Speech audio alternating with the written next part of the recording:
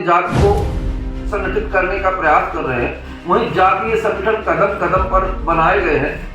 हर वर्ग के लोग अपना अपना जातीय समाज पार्टी के कट्टर समर्थक लोग भी अब उससे अलग होने लगे। हालांकि वर्तमान में कांग्रेस से सिद्धार्थ कुशवाहा और भाजपा से गणेश सिंह पटेल।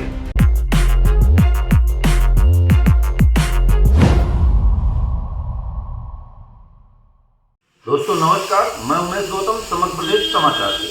आइए बात करते हैं सतना लोकसभा चुनाव की। लोकसभा चुनाव 2024 का जोर शोर से तैयारियां चल रही हैं। अभी दो लोगों के बीच में चुनाव की चर्चाएं थी, जबकि प्रत्याशी अभी 4 उतर चुके थे। एक हरिशंकर तिवारी, एक अजीज कुरैशी, कांग्रेस से सिद्धार्थ कुशवाहा और भाजपा से गणेश सिंह पटेल। वहीं अब 5वें उम्मीदवार नारायण त्रिपाठी, बहुचर्चित नेता है सतना जिला के, ये बहुजन समाज पार्टी से मैदान में आ चुके हैं। अब चुनाव का क्या माहौल बनेगा और कैसे बनेगी रणनीति, ये हम आपको बता दें। पहले हम आपको बता दें नारायण त्रिपाठी के बारे में। नारायण त्रिपाठी शायद ही ऐसी मूल कोई पार्टियां बची हों जिससे चुनाव ना लड़े हों। उन्होंने स्वयं की बनाई हुई पार्टी बिंद भारत पार्टी से स्वयं विधानसभा का चुनाव लड़ चुके हैं। ऐसा नहीं कि उन्होंने जो पार्टी बनाया उससे चुनाव नहीं लड़े, उससे भी वो चुनाव लड़ चुके हैं। ये बात जरूर है कि बहुजन समाज पार्टी से वो कभी चुनाव नहीं लड़े थे, पर इस बार उन्होंने इससे भी भाग आजमाने की सोच लिया।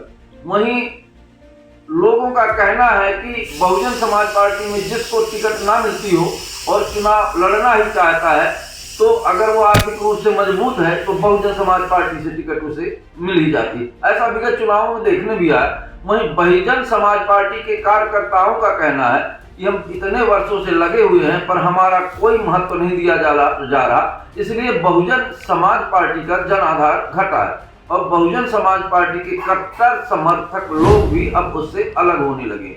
हालांकि वर्तमान में जातीयता के आधार पर राजनीति का रंगमंच तैयार हो गया है। कई जात के मुखौटे ओढ़कर अपनी जात को संगठित करने का प्रयास कर रहे हैं, वहीं जातीय संगठन कदम कदम पर बनाए गए हैं। हर वर्ग के लोग अपना अपना जातीय संगठन का एक मोनो बनवा लिया है, एक व्यक्ति चुन लिया है।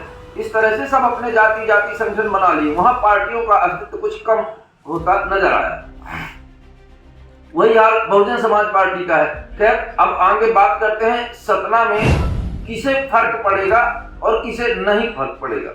ऐसा नहीं कहा जा सकता। नारायण त्रिपाठी के मैदान में होने पर दोनों को, गणेश सिंह पटेल और सिद्धार्थ कुशवाहा, दोनों को फर्क पड़ सकता है, क्योंकि नारायण त्रिपाठी एक तेजस्वी नेता है।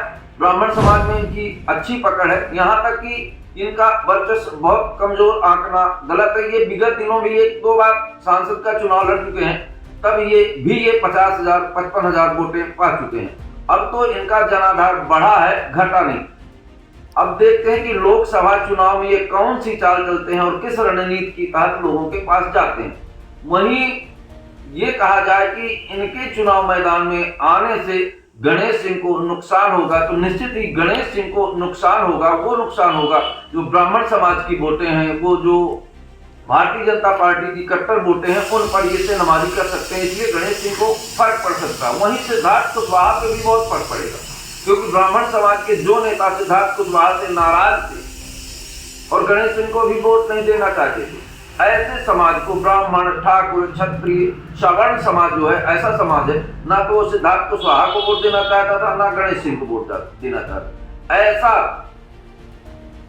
वोट वो सीधे नारायण त्रिपाठी को जा सकता है। इससे दोनों पार्टियों को नुकसान होता है। अब ये अलग बात है कि कौन जीतेगा कौन हारेगा, इस पर अभी हम कोई अपना ओपिनियन नहीं दे रहे हैं, पर आपको बता दें कि बहुत सारे लोग कांग्रेस के बड़े बड़े नेता भारतीय जनता पार्टी में शामिल हो गए। ऐसा लगता है एक रिवाज चला है या कोई ऐसा भय सा कायम है कि सारे लोग कांग्रेस में जा रहे हैं। लोगों का कहना है कि अजय सिंह राहुल की टीम पूरी भारतीय जनता पार्टी को ज्वाइन कर रही है। ऐसा लग भी रहा है देखने में। सतना के जितने बड़े बड़े नेता अपने को मानते थे, हालांकि मैं कद्दावर नहीं कहूंगा, अगर कद्दावर है तो अपने कद को छोटा करने के लिए बड़े के सामने लोग नहीं जाते। स्वयं अपने कद को मजबूत करना ही कद्दावर है। कद्दावर का मतलब यह नहीं होता कि हम अपनी पार्टी छोड़ के दूसरे में चले जाएं। जो अपना दल छोड़ के दूसरे में जाता है तो कद्दावर वहीं से खत्म हो जाता है। तो अगर ये कहें कि कद्दावर नेता है तो ये मैं अपने शब्दों में नहीं कह सकता, पर ये सच है कि बहुत सारे लोग भारतीय जनता पार्टी में चले गए, पर वर्तमान की जो राजनीति है ये किसी व्यक्ति के जाने से पूरे समाज पे फर्क पड़ता हो ऐसा नहीं समझ में आता। अब ये तो समय बताएगा कि किसकी जीत होगी और कौन हारेगा, पर रणनीति बड़ी संघर्षमय हो गई है। सवाल ये हो गया है कि कौन जीतेगा कौन हारेगा ये कहना बड़ा कठिन हो गया है, क्योंकि नारायण त्रिपाठी भी कमजोर नहीं है। मैं उमेश गौतम, समझ